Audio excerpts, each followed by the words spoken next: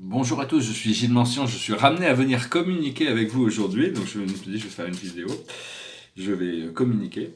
Je vais tirer quelques cartes pour voir un petit peu ce qui peut être reflété par rapport à nos centres d'énergie, les chakras.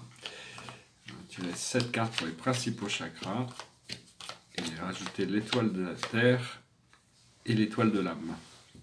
Alors à la base ce qu'on a, c'est l'indulgence. Donc il faut voir qu'on est un peu indulgent par rapport à nous-mêmes. C'est-à-dire que euh, il faut se donner le temps, mais enfin bon, il faut agir aussi, quoi.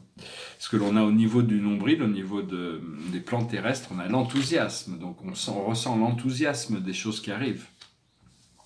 Ce que l'on a au niveau de notre plexus solaire, c'est la communication. On sent la nécessité de communiquer. Ce que l'on a au niveau du cœur, là on a l'action. Le cœur, il y a toutes sortes de nouvelles actions. Tout est en train de démarrer. Il y a toutes sortes de nouveaux procédés qui sont en train de démarrer. Et ce que l'on communique, c'est la rencontre, c'est-à-dire plein de rencontres. Ça peut être une rencontre ou des rencontres, enfin c'est des rencontres importantes. On est dans l'ouverture de cette possibilité. Ce que l'on voit devant nous, dans notre troisième œil, au niveau du troisième œil, c'est le choix. C'est le choix. Les choix, c'est nous qui faisons les choix. On veut toujours faire toujours plus de choix. Toujours, il y a des choix à faire, toujours. Pour arriver à déterminer ce que l'on veut vraiment. À court terme, à moyen terme et à long terme.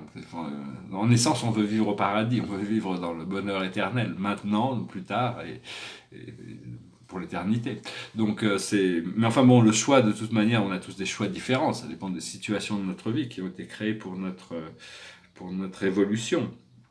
Et au niveau de la couronne, ce qui nous ouvre sur les plans supérieurs, c'est le renouveau. Il y a un renouvellement, il y a une régénération des énergies. Les énergies sont régénérées. Ce que l'on a à la base, c'est la réjouissance, au niveau qui est ancré dans la terre. Donc il y a toute cette réjouissance qui va être une réjouissance collective, parce qu'elle est ancrée dans la terre. Et ce qui arrive de l'étoile de l'âme, c'est le réconfort. Alors voilà, on va pouvoir se réconforter, ça va faire du bien, on va se sentir très bien. On sent qu'il y a toutes ces choses qui arrivent, hein. Je ne sais pas si vous sentez toutes ces transformations, ces puissantes transformations qui sont là.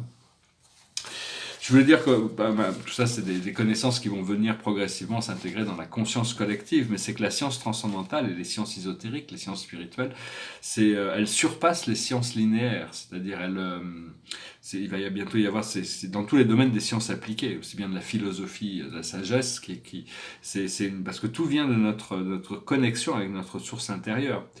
Parce que quand on a cette connexion, ce moi divin sait tout, connaît tout, il a toutes les solutions. Dans l'infini, il y a toutes les solutions à tous les problèmes, avant même que les questions se posent. Donc il faut savoir que au plus on est ouvert à cette communication, c'est-à-dire c'est une sorte, il faut visualiser un grand soleil central de tout l'univers, c'est une sphère de lumière divine, sacrée, de lumière blanche, et il y a vraiment que ça, tout ce que l'on a besoin se trouve là-bas, et il suffit de se recharger de cette énergie, de réinvoquer cette lumière. Ce grand soleil central est essentiel à notre bien-être, c'est là où il y a tout ce que l'on a besoin. Donc parce que la mémoire akashique, c'est en train de revenir, c'est un petit peu comme une librairie, c'est-à-dire toutes les expériences de la vie ont été enregistrées et peuvent être rejouées de manière holographique depuis n'importe quel point de vision. Généralement, il y a toujours un guide qui est là, ou le créateur qui est là, mais il y a toujours des voiles en place, on nous présente une histoire pour nous faire comprendre certaines choses quand on visite cette librairie akashique. Et...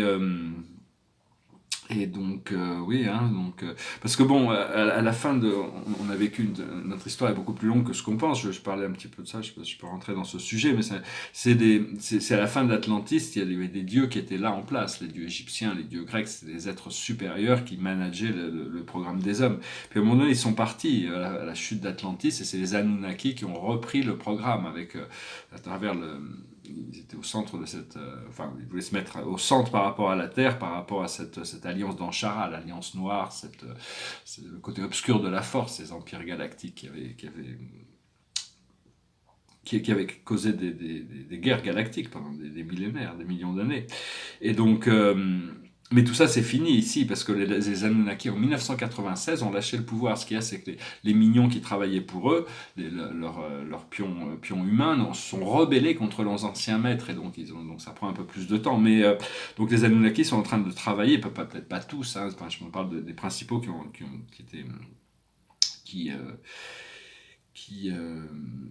influencé l'évolution terrestre. Parce que bon, tous ces pouvoirs, toute cette alliance noire, c'est basé sur le pouvoir, la manipulation, la déception, la hiérarchie. Ils créent des supérieurs, des inférieurs. C'est corporatiste et militariste. C'est-à-dire, on a déjà vécu ça. Tout ça, c'était ce qui a créé aussi la destruction d'Atlantis.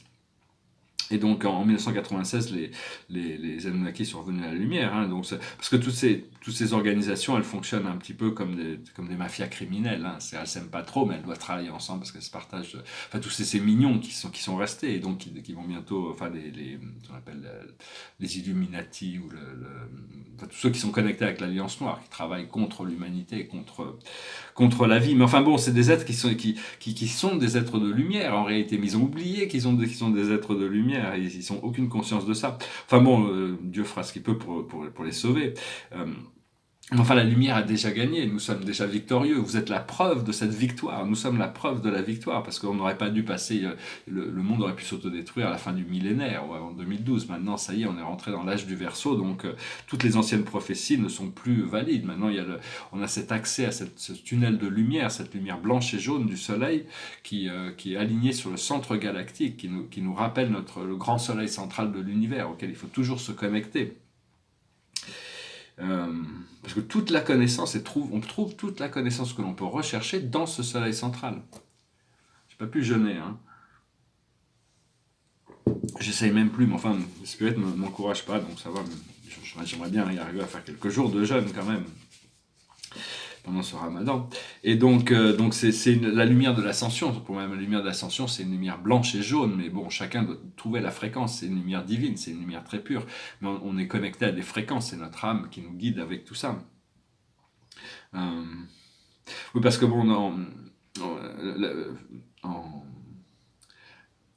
en archéologie, il y a toutes sortes, parce qu'une fois qu'on réouvre ses mémoires, on peut se souvenir de choses, il y a des trésors qui ont été enterrés, où se trouvent des choses, donc il y a toutes sortes de choses qui reviennent, qui commencent à revenir au niveau de mes mémoires, donc, enfin, je ne vais peut-être pas rentrer tout ça dans toute cette histoire de l'Égypte ancienne, parce qu'on connaît l'Égypte moderne, mais on ne connaît pas l'histoire vraiment de l'Égypte ancienne, mais on a tous vécu là-bas, hein. On a passé par il y avait cette connaissance transcendantale de la sagesse, que la vie était éternelle. Ils savaient ça, et ça permettait aux pharaons de se réincarner comme pharaons, et de pouvoir suivre des voies qui étaient conducives de l'expérience qu'on cherchait à explorer. Et donc, mais enfin bon, ça a été une transition de la connaissance d'Atlantis qui a été un petit peu sauvegardée. Et donc c'est le maître de sagesse, Thoth, Djaouti, Hermès Trismégiste, hein, il y a 3 pyramides, il s'est incarné 3 fois. Et donc, enfin, si vous ne connaissez pas les tablettes émeraudes de Thoth, je recommande ce livre. Hein. On devait le lire 100 fois. Thoth dit toujours, vaut mieux en faire plus que ce que je vous en demande. Je pensais le faire 110 fois. Et je me suis arrêté à 88, je crois. 88 fois. Et on m'a dit non, mais ça va pour le moment. Parce que au fur et à mesure d'écouter ce livre, on prend connexion avec ce maître de sagesse. Hein. Il nous guide, il nous assiste. Mais il y a toutes sortes de trésors qui ont été cachés, donc je ne vais pas revenir là-dessus, hein, de toute manière, bon, mais, enfin, je reviendrai seulement là-dessus. Mais bon, l'archéologie, il y a toutes sortes, on m'a révélé des choses à travers mes expériences psychiques sur des choses qui sont des découvertes extraordinaires, qui ont besoin d'être faites. Donc ça va être un champ d'intérêt assez rapide. Derrière moi, c'est un tableau sur la Voie lactée, hein, c'est une UVERSA, le grand centre. C'est pas que la Voie lactée, c'est le super univers d'Orvonton, c'est-à-dire ça englobe les petites galactiques qui sont périphériques, et la Voie lactée est au centre. Moi, je trouve très très beau ce tableau. De ce côté, c'est un portrait. Bon, je vais finir avec une chanson. Je vais peut-être tirer quelques cartes. Je vais y penser après la chanson. C'est juste, je savais pas quoi chanter, hein, donc c'est vraiment juste it goes like this. The other night, dear, as I lay sleeping, I dreamt I held you in my arms. But when I woke, dear, I was mistaken. So I bowed my head and cried. You are my sunshine, my only sunshine. You make me happy when skies are gray. You never know, dear, how much I love you. Please don't take my sunshine away. You are my sunshine, my only sunshine. You make me happy when skies are gray. You never know, dear, how much I love you. Please don't take my sunshine away. Je savais pas quoi chanter, donc je me suis dit, celle-là, au moins, elle est gaie. Enfin, c'est une chanson un peu bizarre, mais voilà, quand on la prend tout entière, mais juste le début, ça passe bien comme ça. Je vais tirer 4 cartes rapidement pour voir un petit peu ce que la cache peut nous révéler aujourd'hui. Alors, la plus haute sagesse, c'est mettre fin aux guerres et aux batailles. Il faut arriver à accepter la paix à l'intérieur de nous, accepter l'ouverture. Il faut mettre le drapeau blanc, on fait la paix, hein, ça y est, c'est fini, on passe à autre chose. Ce que l'on doit comprendre, c'est le pardon. On doit absolument comprendre le pardon, pardon de soi-même, pardon des autres. Ce que l'on doit faire, c'est l'alimentation ou la faim. Il faut devenir maître de nos désirs. Il faut arriver à passer, être plus fort que nos entités viscérales, que nos sens, pour arriver à les dominer. Et l'aboutissant, c'est l'emprisonnement ou l'esclavage. On est en train de se libérer, hein, on va se libérer. Alors par rapport à la plus haute sagesse, les guerres et les batailles, ça nous appelle à prendre les leçons et les bienfaits. C'est-à-dire, c'est une fois qu'on a compris, c'est des jeux auxquels on ne joue plus. Par rapport à la maîtrise de nos désirs, ce que l'on doit faire, il faut voir avec les énergies des Amérindiens, c'est-à-dire le pouvoir du cercle, le pouvoir de la simplicité, le pouvoir d'une vie cérémoniale. Et l'aboutissant, faut se libérer des persécutions et des inquisitions, et on va trouver la sagesse. Donc tout ça, faut pas trop se laisser distraire par le monde extérieur. Faut vraiment rester focusé, concentré sur quelle est la chose la plus essentielle, sinon de lâcher prise pour arriver à recevoir ce que j'ai envie, ce que j'ai besoin, ce que j'ai demandé. Et donc, je voulais rentrer dans des choses un peu plus compliquées, mais je me sens pas d'y aller aujourd'hui. Donc, je vais m'arrêter là. Je vous souhaite une excellente journée, puis je vous dis à très bientôt. Je vous remercie d'aimer, de partager, de souscrire, de commenter. Je vous dis à bientôt, Namaste.